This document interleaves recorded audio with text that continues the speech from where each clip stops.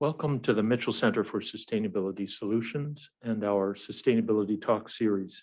My name is David Hart. I'm the director of the Mitchell Center. It's great to have you with us. Well, the Mitchell Center is a gathering place where a lot of different ways of knowing come together. We've had lots of scientists, natural scientists, social scientists. We've had engineers. We've had philosophers, historians, and other scholars with expertise in rhetoric and in indigenous sovereignty. It almost makes you ask, well, what are we missing? How about art? The artist Frederica Foster says, art accesses another way of knowing, and it takes both rationality and emotional connection to create lasting change. And we're going to need some change. And the artist Santiago Zapala says, the truth of art no longer rests in representations of reality, but rather in an existential project of transformation. So those are great ideas for us to reflect upon. And in fact, that's exactly what we've begun to do. I'm happy to report that we are beginning a new initiative, the Art and Creative Ecology series. It was a proposal that was funded by the University of Maine that will help us learn how to bring together the arts and the sciences and other ways of knowing. And the proposal was led by Justin Wolf, who's the chair of the art department, Susan Smith from the intermediate program, together with Jasmine Saros from the Climate Change Institute, and I represented the Mitchell Center in that effort. I'm especially happy that Justin and Susan are going to speak today, and I believe they've begun to create a powerful painting of these collaborative possibilities. So take it away, Justin.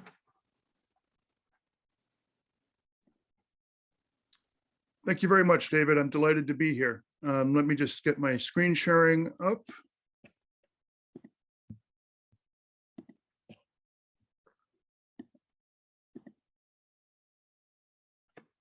Okay. Thanks again for that nice introduction, and thanks for everyone for coming today. It's a privilege to be part of the Mitchell Center weekly sustainability talks. I'm going to speak for 30 minutes, hopefully no more. Got my timer on here, and then turn it over to Susan. And then I think after that, we'll have some time for Q&A. So again, my name is Justin Wolf. I'm chair of the Department of Art and professor of art history here at University of Maine. And I have been here teaching courses on modern art and American art theory and criticism since 2008. And my talk today really is new territory for me. A kind of recent move towards this material in my research and my teaching and my thinking more generally. So for close to a decade now, we have been in the midst of what we might call an ecological turn in art history, in museums, and in contemporary practice and theory as well. Major exhibitions and catalogs and academic books have been published on this topic. The headline on the right states the obvious, and the exhibition catalog, pardon me, you see the cover of an exhibition catalog on the left that accompanied an exhibition of the same name that toured throughout the United States, visiting 3 major art museums, including one sponsored by Coca-Cola. Now, this turn towards ecology has caught my attention as an art historian, as the brother of a climate scientist, and more generally as someone who cares, someone who has children and is sensitive to our ecological crisis. So today I want to share some frameworks for thinking about art and ecology, and then to present the concept of creative ecologies, which is at the core of this grant that David mentioned, and finally to share what this might mean for us here at UMaine. In case my point is lost, however, I want to make it clear from the beginning that art and ecology must join forces now. So, oh, let's see. There we go.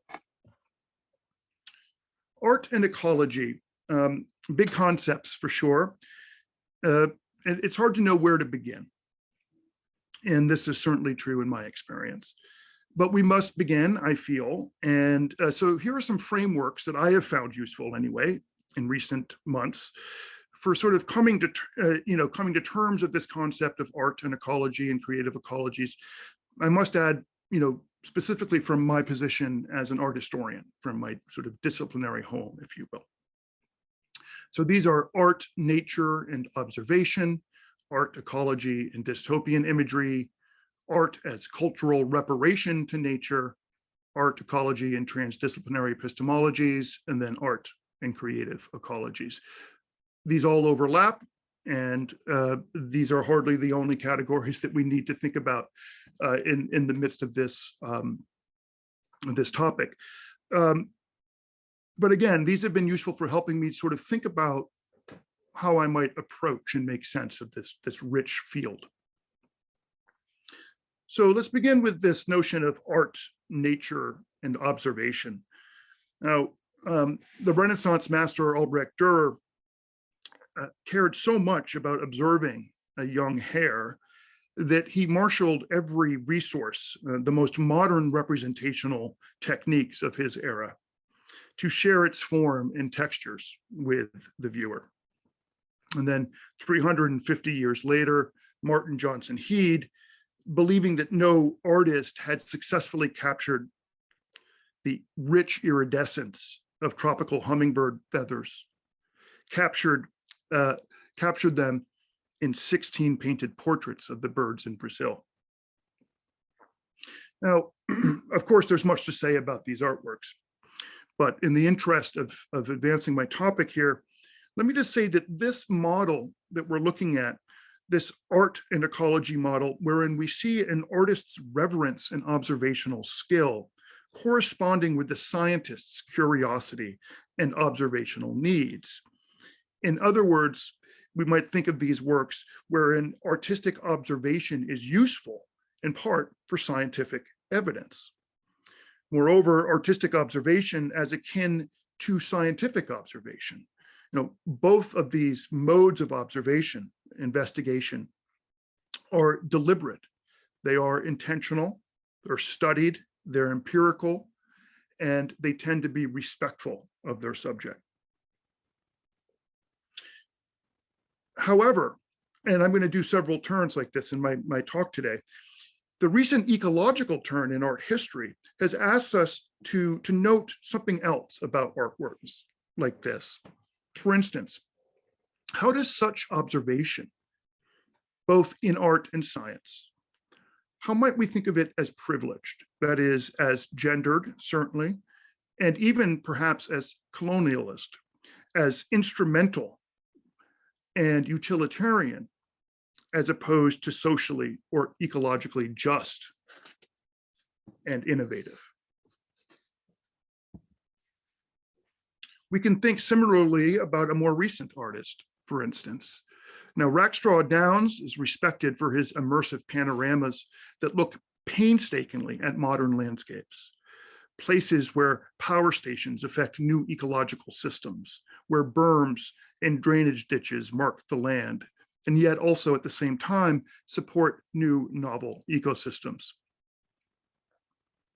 Many of us experience spaces like this, these uninhabited yet industrialized spaces, more frequently than we experience national parks or true wilderness spaces. And it's important that such unflinching observations can remove old-fashioned romantic associations from nature and oblige us to reckon directly and perhaps even plainly with these new industrialized landscapes. In other words, by removing the romantic associations of sublime and wilderness nature, Downs orients us to an unflinching reality. Now, we can also do, however, in light of this new ecological turn, and many critics have done this, have asked us to think about Downs's paintings as obsessively anthropocentric, for they subject nature primarily to human optics, that is, to systems of perspective and to the cultured frame of the painting itself. Nature fit in to optics.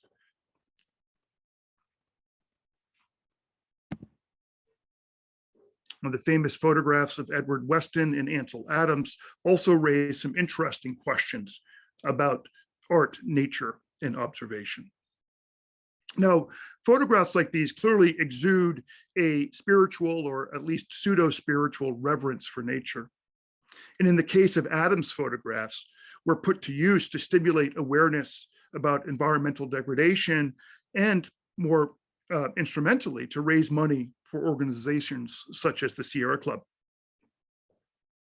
But critics working in the midst of the ecological turn point out as well that these kinds of photographs, these kinds of images more generally, can perpetuate the human-centered view that at its worst can be seen as a colonization of nature. And what they mean is that Weston and Adams prefer natural forms that conform to modernist aesthetics, specifically to the clean, streamlined, symmetrical, and repetitive forms that characterize mid-century modern art in the United States.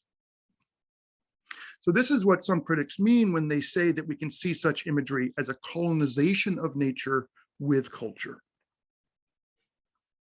So I hope what you see that I'm doing here is I'm presenting, art historical, works that observe nature, and that we might initially see as offering a kind of reverence for natural forms and a point of for connection, right? However, a new ecological perspective has shown us that we can also see these works as perpetuating an anthropocentrism and also a disconnection from nature. I want to be clear, though, that I'm not advocating for this position necessarily. As I have said, in my own work, I'm only turning towards an understanding of this broader ecological turn. I don't pretend to be an expert in it or to have a position that I am promoting necessarily. What I do want to say, though, is that ecological art history, for lack of a better term, has come up with a lot of provocations that I find fascinating for my understanding of the history of American art in particular, but certainly of contemporary art as well. Another useful framework for thinking about where art and ecology intersect is in the notion of dystopian imagery. And I show you this two photographs by Edward Burtynsky. Let me say, if you don't already know from your own observations, that dystopian imagery in contemporary art is quite common, and in fact is, to put it crudely, in recent years has been quite commercially appealing and successful. I don't want to be too cynical about the art market here. What interests me really is, what is it that makes dystopian images so appealing? What is it that draws the market, but also the public, to these representations of dystopic present and dystopic futures? Apparently, underlying this, I think, is that art has a unique ability, of course, to visualize, to make manifest the actual profundity of the human mark on the landscape and on natural forms. Again, a picture is worth 1,000 words, to put it as simply as possible. Only the visual imagination, that is, can sort of communicate, right, the level of crisis that we're in. Burtynsky is perhaps, he's not the only one doing this, of course, but he is perhaps the most commercially successful and famous artist producing these dystopian spectacles. And these photographs, document our grossest trespasses on nature. And yet there's something about Burtynsky's imagery in particular, not all of his photographs, but some of them, that I find a little bit troublesome. And again, I think this might be this new sort of ecological turn in art history coming into my thinking. And this isn't a novel, or I don't pretend it to be a novel argument. But I think what happens here with these photographs is that they radiate such an aesthetic wonder. The colors are so rich, and the aerial perspective is so novel, that we see these horrific subjects rendered as cultural spectacle, which can have, as many cultural critics have said, ranging from Adorno to Susan Sontag, right, can have this numbing effect. This is a matter of aesthetics, potentially as anesthesia, aesthetics as a distraction rather than as a orientation, a distraction from crisis rather than, in fact, an orientation towards crisis. Again, there's a dialectical energy in there. I'm not proposing a particular reading for Batinsky's photographs. I'm merely suggesting how I think of them using this sort of this sort of frame, if you will, of dystopia. I'm a bit more interested lately in terms of dystopic imagery in the paintings of both Alexis Rockman and Dana Schutz. And these are, Rockman is perhaps better known for his dystopic paintings. Dana Schutz takes on all kinds of social as well as ecological topics in her paintings.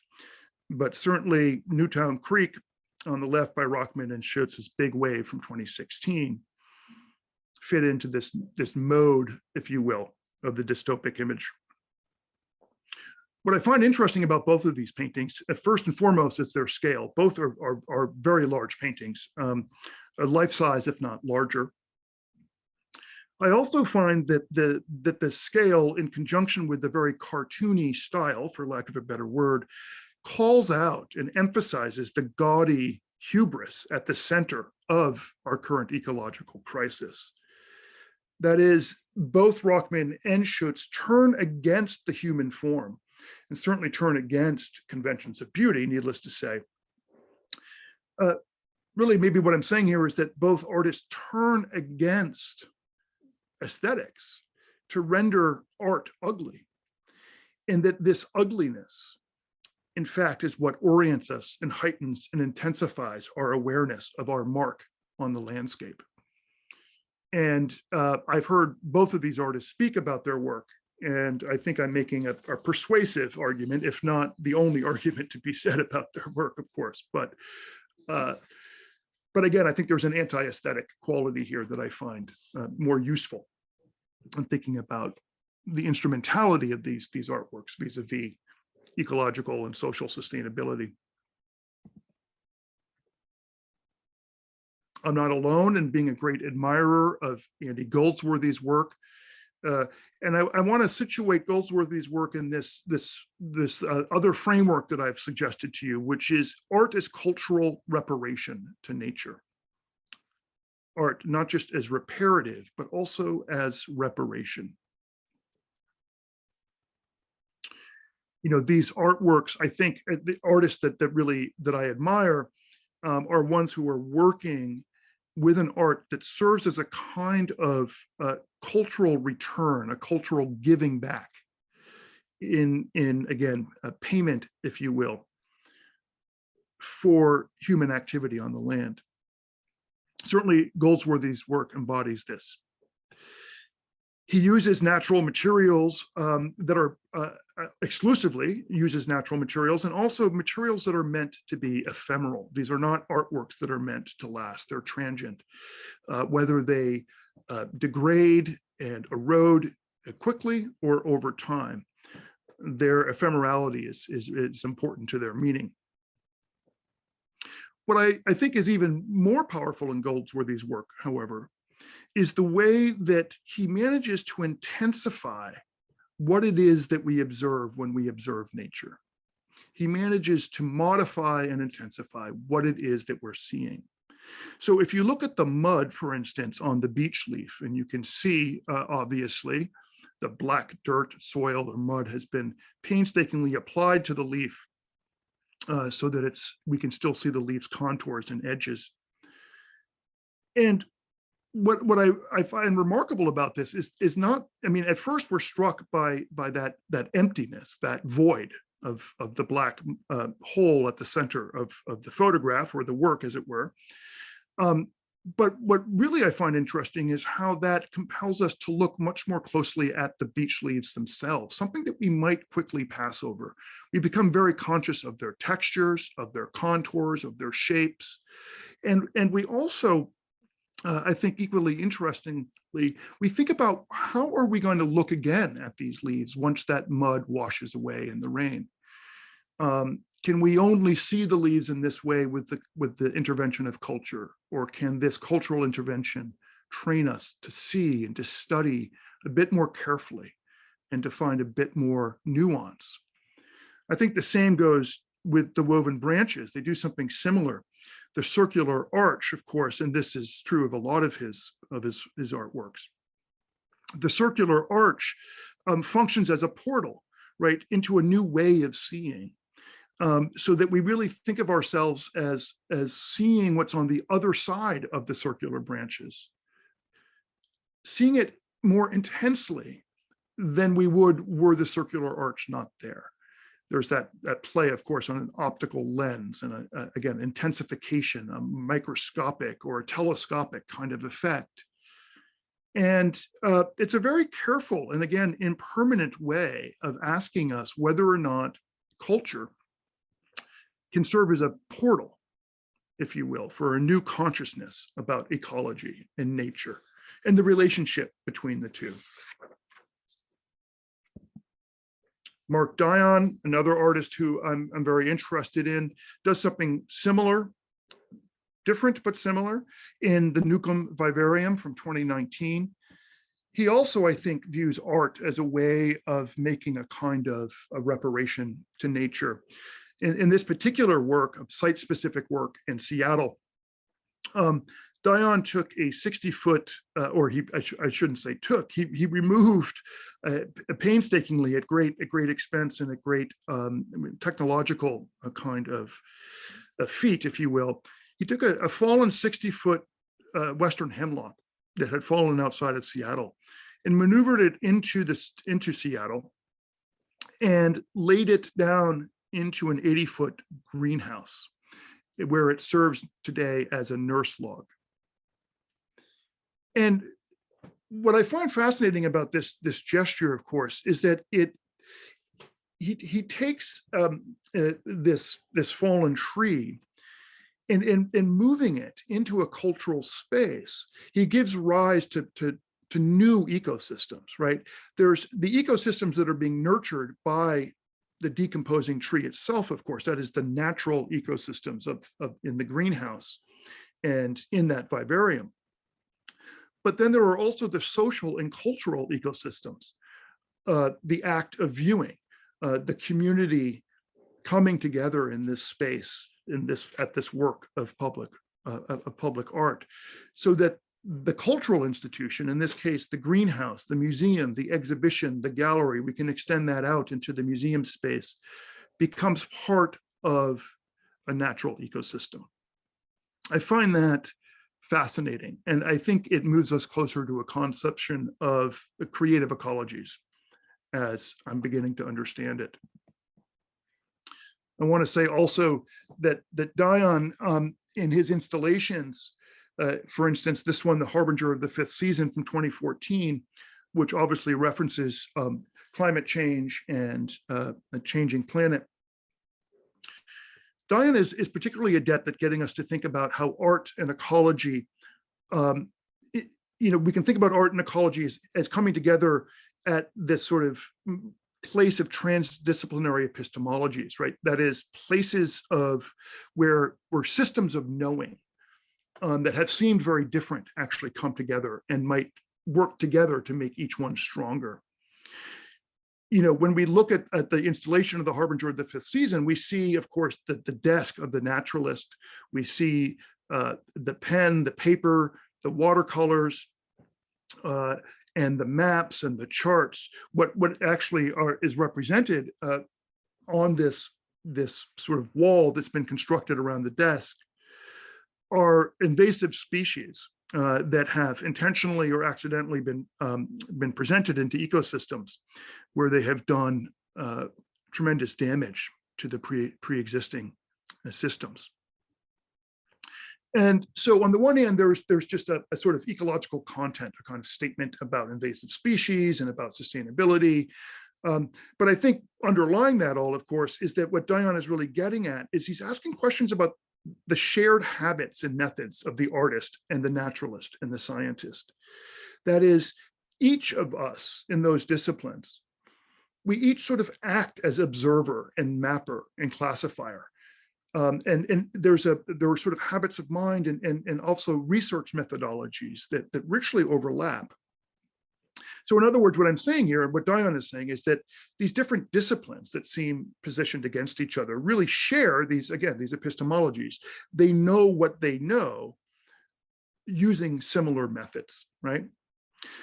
And so that's one thing to point out. I think that in itself is fascinating. It builds a kind of intimacy between disciplines that might seem far apart. But I think the challenge really is that it raises questions as well about how these methods of observation and these tools that we use to classify and to build knowledge, how much they are embedded in institutional power, and how much they've been embedded in particularly gendered and obviously racialized kinds of systems from the beginning of the Renaissance through, of course, the Enlightenment into modern science.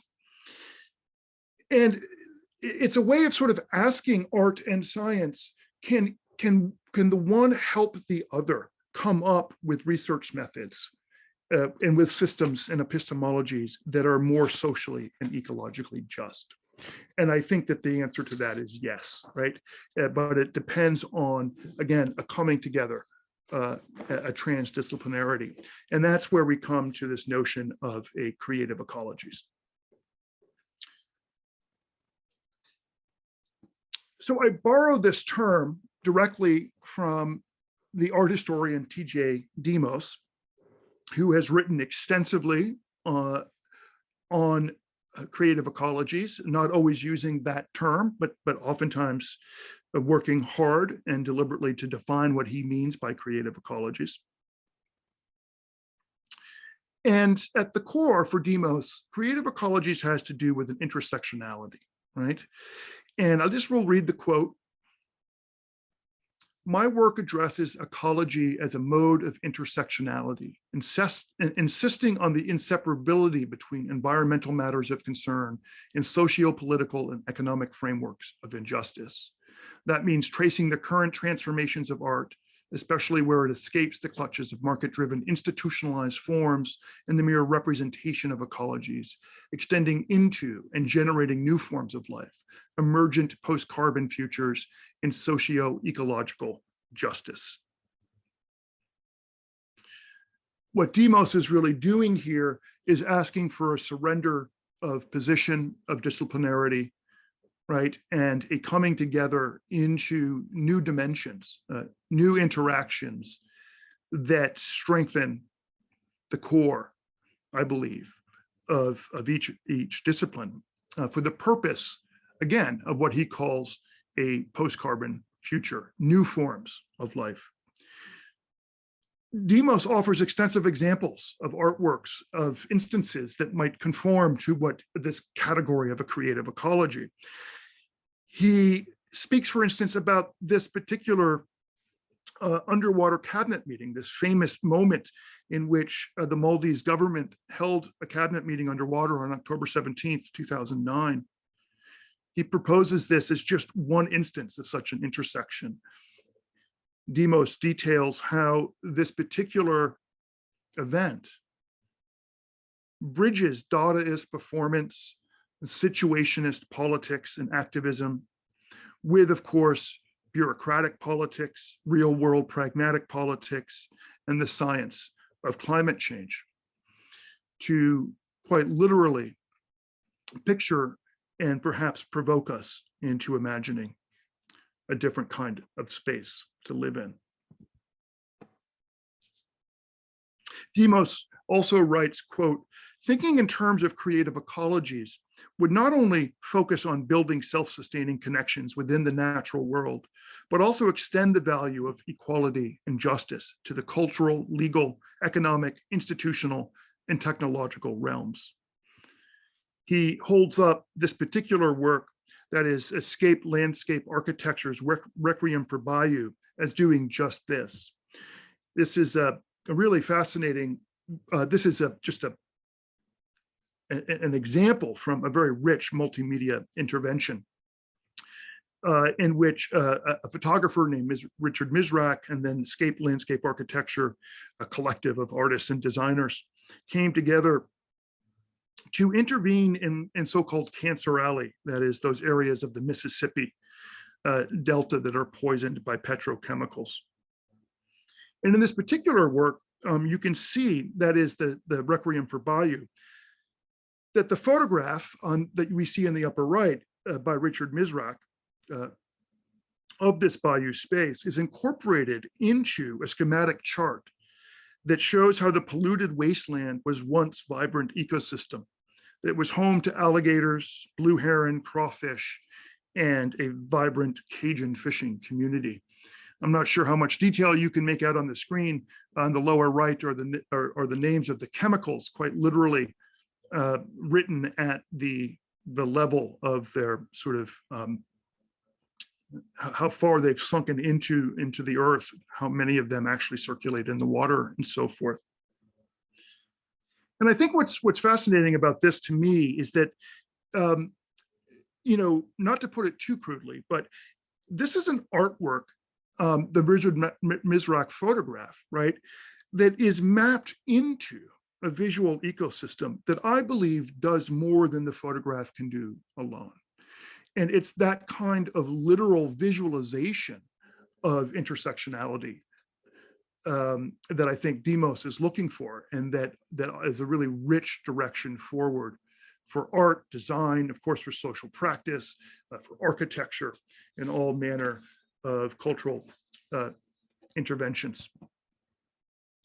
As a last example, and then I'll talk a little bit about the grant, I wanted to share with you this installation view of the exhibition, but Niels Norman, Life in the Projects and the Proposals from 2016. So Norman is a London-based artist who works across disciplines of public art, architecture, and urban planning. And his particular, you know, sort of provocation, if you will, is to get, both in actual public spaces and in museum spaces, to get us thinking about how we can free urban renewal and public spaces from institutional history, which has not done it well, and instead sort of unleash them into the world of play, into a kind of youthful exuberance of possibility and inventiveness. What I particularly like about this exhibition is that Norman here suggests, I believe very strongly and directly, that the museum needs to become a space as well that is deinstitutionalized and that becomes more playful and filled with more possibility, more collaboration that is ad hoc, perhaps even, dare I say, joyful and colorful. And that in so doing, we might be able to liberate the museum from its institutional clutches and set it loose as well into the projects of urban renewal and of greater social and economic justice. So needless to say, all I can do here is really sort of sketch out an enormous field of possibilities, right? I haven't really tried to do more than that, just to focus on a few things that have caught my attention as I've been oriented towards this notion of a creative ecologies. And the question then, and I'll be quick here so I can turn it over to Susan, is, you know, what does this mean for us, right? It would be perfectly fun for me to engage in this research and to continue to read and to think about what this means, you know, for my research and in my classroom. but obviously that's completely antithetical to the whole point of the creative ecologies. It's about how can we bring this up and out and into the University of Maine community, construed largely to include not just our academic units, of course, but also our community partners and the indigenous homeland on which we are situated. And so with that in mind, the Vice President for Research's office at the University of Maine put out a call for seed grant applications under the University of Maine Arts Initiative, a new initiative, there's my timer, a new initiative designed to, again, seed increased collaboration across innovative practices and ways of thinking at the university. And I thought this was a perfect moment. What are creative ecologies and what can they be for us? So in collaboration with the team here, Susan and Jasmine and David, we put forward a grant in which we asked for funding to essentially hold a series of events wherein we can ask this question: what is possible here? What strengths do we have? And we have plenty of strengths in our academic units where we can build something, not of course, that mimics the Center for Creative Ecologies, which is at UC Santa Cruz, directed by TJ Demos. And it hosts a series of programs and collaborative discussions across units, and of course, innovative curricular planning. So the point is not to recreate a Center for Creative Ecologies. Rather, in the fall of 2022, the point is to host a series of events, visiting artists, guest speakers. TJ Demos will be here. I've confirmed him for September. More details to emerge. We'll be also hosting a graduate student workshop where we can think about graduate students working in the arts and the sciences coming together to think about overlapping research methodologies. And then what other kinds of things can we do in the fall that will lead to that will make a mark and lead hopefully to lasting collaborations on this campus around the concept of creative ecologies. I think that the possibilities are endless. I really don't have a particular outcome in mind. I look forward to the discussion.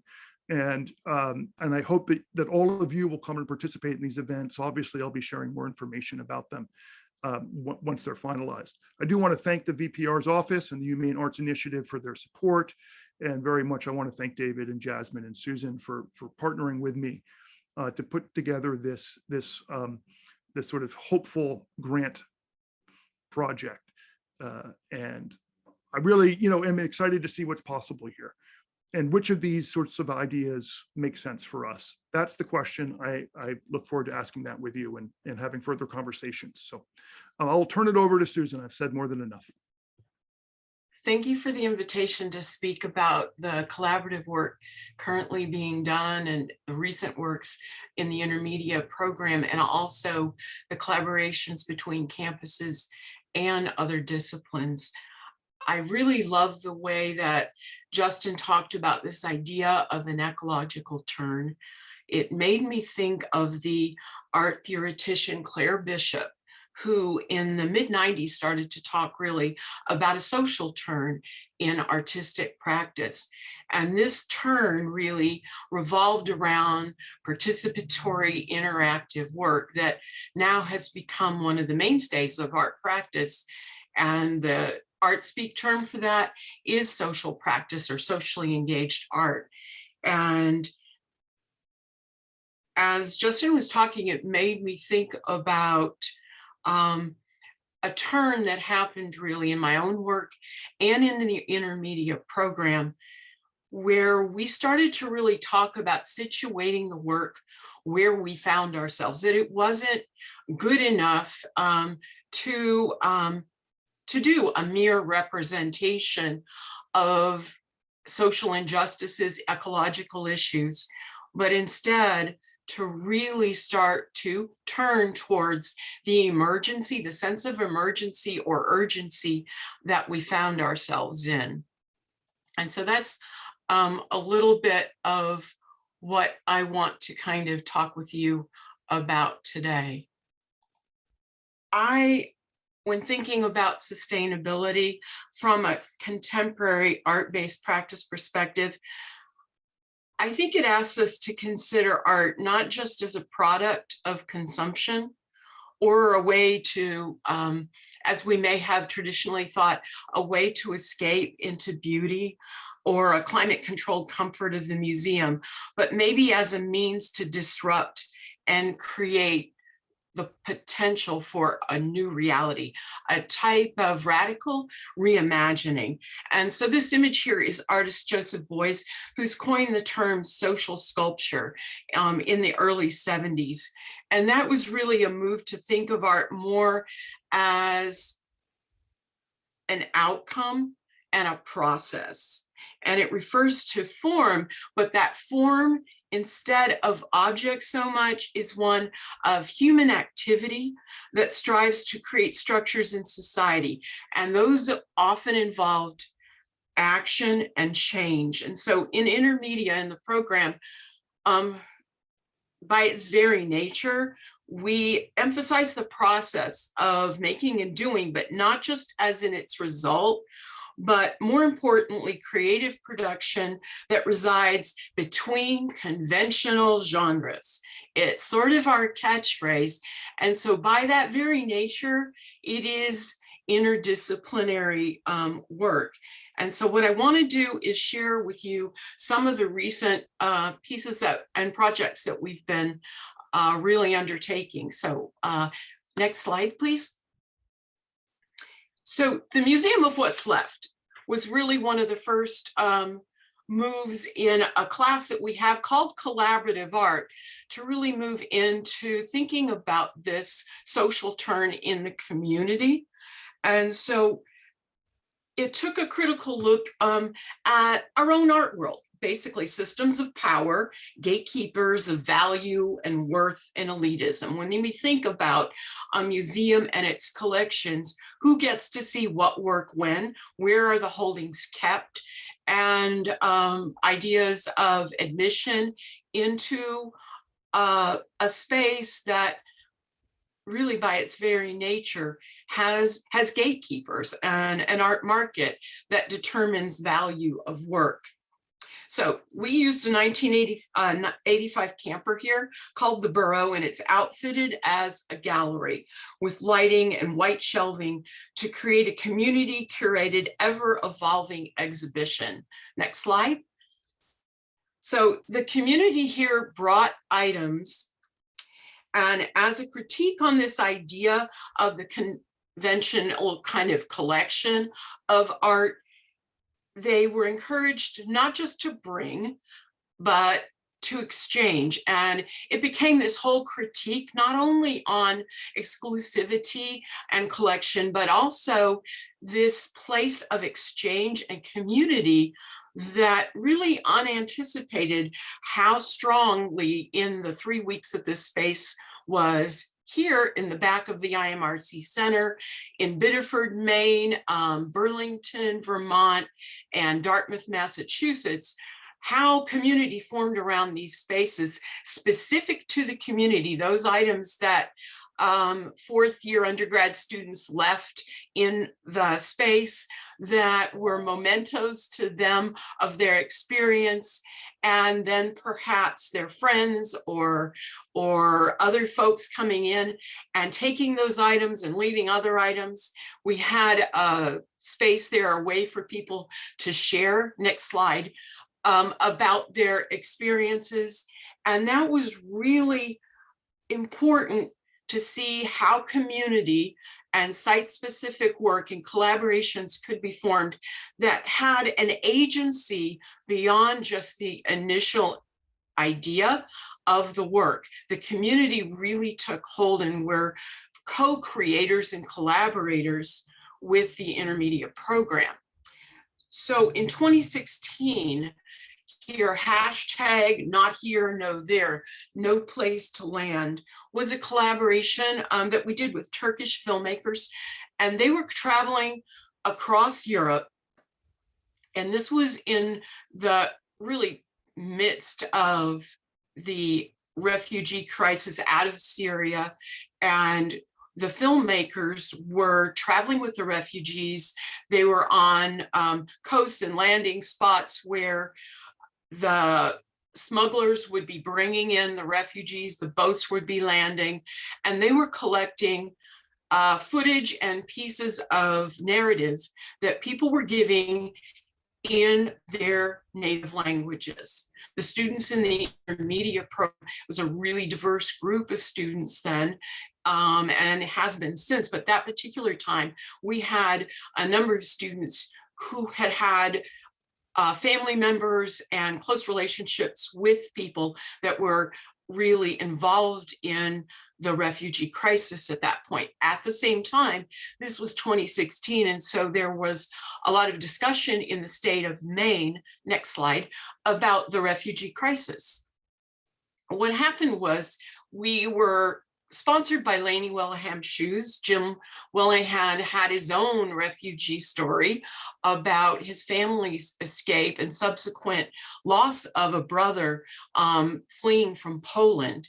And when we asked for the sponsorship, which involves some pairs of shoes that had been donated in the Bangor location, what we got was an 18-wheeler that backed up to the back of IMRC Center with 500 pairs of shoes that filled the back graduate space to the brim with shoes.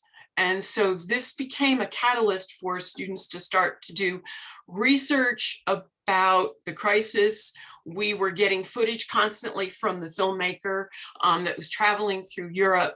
And we collaborated with a group of immigrant and lobstermen and used their nets to carry these piles of shoes collaboratively across Augusta, because at that point, it was a hot and heavy topic about the refugees and their position and situation in our very state with the governor. And so these performances not only were really a critique on our system, but they actually moved beyond, again, with this idea of agency as a catalyst for change. Next slide, please. And so what happened was we carried those with those nets all the way across and through downtown Augusta to the Capitol steps, created an installation. It received attention. People with dog leashes in that previous slide latched onto the net, helped us carry it across as we explained what we were symbolically doing. And while it was, as Pablo Helguera, which is a writer and educator in this idea of social practice, talks about this concept of moving into co-creation and ladders of collaboration, we moved from creating something that was a symbolic gesture into something that created a lot of buzz and received media attention and allowed it to really be seen and be visible by a lot of people. And what happened then is the media attention then caught the attention of legislators that were going to reconvene in the following January.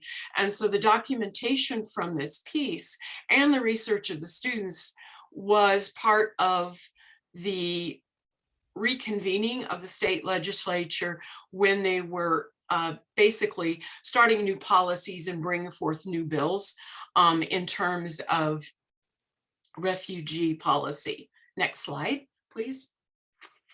And so finally, in this particular iteration, also we collaborated with several different folks using brand new technology at the time called Malumen.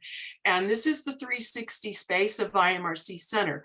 So it's a way that we can really start to, for us, how do we use the technology in the space? The IMRC Center is a facility that we're fortunate to have such technology and create an immersive installation.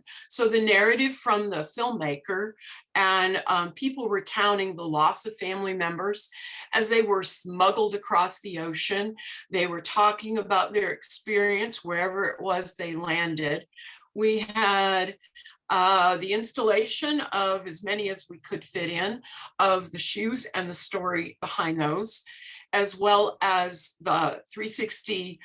And it's not just a 360 projection on 4 separate walls. The technology allows for audio and visual immersive experience. And so it was one of the first times the students really started to really kind of jump on this bandwagon of integrating the technology and learning on the fly this software.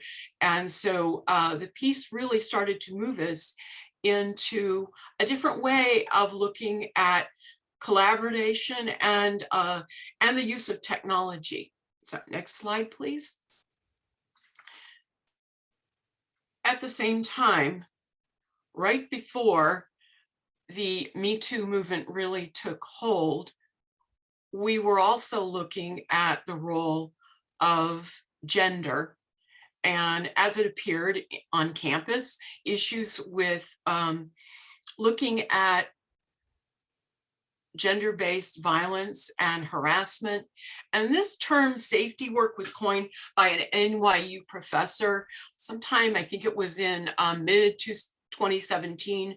And it really refers to the way that women have had to develop these systems for navigating their daily lives. Examples. My daughter travels on the subway and always wears headphones so that she won't be approached. She's had to learn that. The idea of carrying your key kind of between your hands so that it can be used if need be as a mechanism of self-defense, traveling in groups. So that's what the term safety work really started to take hold on Twitter, especially during the beginning of the Me Too movement. So this was a collaboration, not just with Intermedia, with doctoral students, with the gender studies program, and with agencies, advocacy agencies across the basically the United States, but most specifically Partners for Peace, Rape Response Services, and the Women's Lobby of Maine. Next slide. And so what happened was, as we started the research from the project, we got stories. We got stories. The first 100 stories and statements we received from female identifying folk then turned into stories that cross genders. And we started to compile those by screen printing them on cloth and creating a series of pieces, the first being a quilt.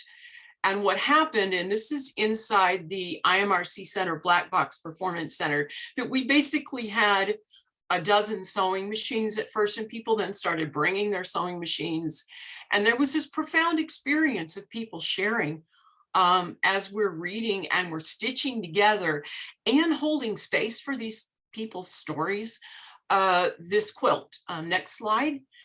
And so the piece had multiple forms, and that's the beauty of interdisciplinary work, is what can happen when you toss your ego at the door and all of the disciplines and all of the agencies and all the folks walk in, and that what can happen and what does happen is what could never happen with just me as an artist, with just one person telling their story.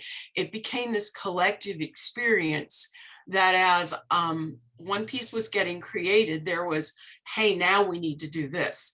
So this was a bed installed outside of IMRC Center. The quilt with all of the statements was placed on a mattress of ice. It was installed over Christmas break, 2018. And it was really a multi-level interdisciplinary collaboration where talks were given at gender studies. Groups or support groups were formed on campus with all the area organizations across campus that dealt with these issues. And this also became a site. It's flanked by 3 dorms, And at the time, the research that we were doing was really revealing how prevalent gender-based issues are within those 3 dorms across campus, across the state, and 1 out of every 3 female identifying folks have experienced something connected to gender-based violence and harassment. So this became the site for a theater performance, durational performance of people who had been victims of violence lying on the ice mattress, poetry, music. Next slide, please. And it was just a profound experience. There was also one of the first exhibitions of its kind of art in the performance center there that is right there facing it. And we had a live webcam on the bed, again, using the technology in ways that I feel like really connected it as its potential to have a live feed inside the building of the activity. Also really important for me to mention is this kind of work can also work as a trigger, right? That needs to be acknowledged. And that was something that we're always learning as we're creating work that doesn't just represent, but it's out there in the world, attempting to enact change and to interrupt and disrupt. It's really important that we recognize that.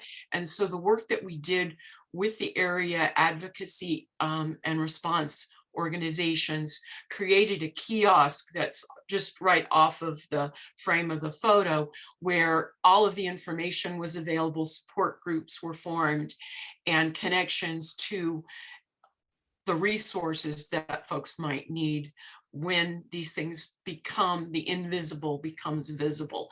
And that was a really important part of it. Currently, we're collaborating with the School of Forest Resources and creating what really for us is moving into working with the researchers to create work that really, these are laser cut prints of the champion trees of historical significance that students have done research with. And we're moving into a collaboration with the School of Forest researchers. So we've done collaborations with multiple entities on campus right now, also the nanocellulose research currently being done. So for me, through interdisciplinary collaboration, art that is more than just its educational experience. It doesn't just represent, but it responds critically to the challenges we currently face. We can begin, the way that I'm thinking about this is to not only cross disciplines, but to find new spaces in between the silos. Projects of imagination, interruption, intervention, and in turn, create new realities in our present. So thank you so much. Anybody that's interested in any of those collaborative works, please feel free to connect with us, or if you're interested in collaborating. So no problem. So Linda, are you there? I'm here. I'm here. Okay, so I'm interested in learning more, and I don't know what you have there in the way of comments and questions from the chat, but anybody who wants to stay is welcome to do so. And sorry if we didn't give a good sense of the time that was available. And this has just been a great way to end the semester, really. And before people, I can see people already are having to leave, but could we all give them just a thanks for the idea was art as an agent of change. I think this talk was an agent for change. Issues about, well, what are you going to do with your grant? How are things going to be different 10 years from now? What will we see? If we wanted to get involved with your grant, how would we do that? You talked about the world at play. How does all this relate to children and what children might want to do? And the whole idea that we have systems of knowledge that need to come together. You really brought that idea home to us. So there are many, many things people were thinking about as they were hearing your great talks. And I imagine you're going to hear from a lot of people, because you were talking about how this work can transform knowledge. And my best guess is a lot of people have been transformed just by hearing you talk today. So thank you. And I wish we all had more time with you, but it was a delight. Thank you, Linda. Thank you, Susan, and thank you, Justin. Please do email with questions, and you'll be hearing more about the grant projects coming up in the fall. You Great. bet. Great. Wonderful. Thank you. Thank you all.